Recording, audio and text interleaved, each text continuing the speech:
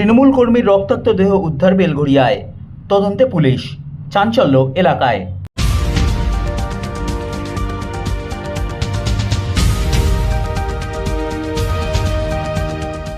বেলঘড়িয়া রাজীবনগর ক্যানেল road এলাকায় উদ্ধার তৃণমূল কংগ্রেস কর্মী রেহান খানের রক্তাক্ত মৃতদেহ।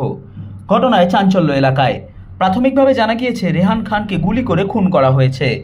ঘটনার খবর পেয়ে ঘটনাস্থলে পৌঁছান ব্যারাকপুর পুলিশ কমিশনারেটের উপনগরপাল দক্ষিণ অনুপম সিং। ঘটনার সিসিটিভি ফুটেজ প্রকাশ্যে এসেছে, যেখানে দেখা গিয়েছে ঘটনা এবং ঘটনার পরের ছবি। 5 যুবককে ওই এলাকায় থাকতে দেখা গিয়েছে সিসিটিভি ফুটেজে। পুলিশের পক্ষ থেকে 5 যুবকের খোঁজে তল্লাশি চালানো হচ্ছে।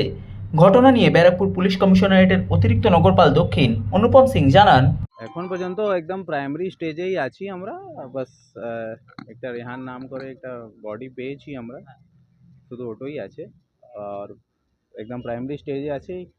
একটা গুলি লেগেছে, ওটা আমরা জানতে পেরেছি। বাকি কে করেছে, কি হয়েছিল, ইনভেস্টিগেশনে তদন্ত সাপেক্ষে। প্রাইমারি প্রথম দৃষ্টিতে দেখে হচ্ছে এখানেই পিও আছে, ঘটনা এখানেই হয়েছে। ও কি কোনো কাজ করতো বা কোনো কাজ করছিল এখানে, কি হয়েছিল জানতে পেরেছেন? না, জেনারেলি এখানে বসে আপনার গল্প করছিল, একটা মদের বোতলও পেয়েছে, মেবি মদ খাচ্ছিল বা ওটা হবে। জেনারেলি ওনারা প্রমোটিং ওরই করে, যা ওনার ফ্যামিলি মেম্বার থেকে শুনতে পেয়েছে। স্যার কিরম বয়স হবে, কিরম বয়স, কি নাম?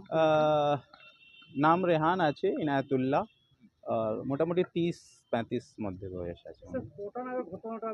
দেখো এক্স্যাক্টটা বলতে পারছি না আপাতত। যে প্রাইমারি আমি জানতে পেরেছি কি 11:30-12টা পর্যন্ত ওনাদের ফ্যামিলির সঙ্গে বা বন্ধু বান্ধব সঙ্গে কথা হয়েছে। তারপরে সকালে 5টার সময়, 5-5:30টার সময় বডিটা দেখতে পেরেছি। তো মোটামুটি এর মধ্যেই হবে, 12টা থেকে। অবশ্যই কোই লোক সঙ্গে ছিল, কে ছিল ওটা আমরা চেষ্টা করছি।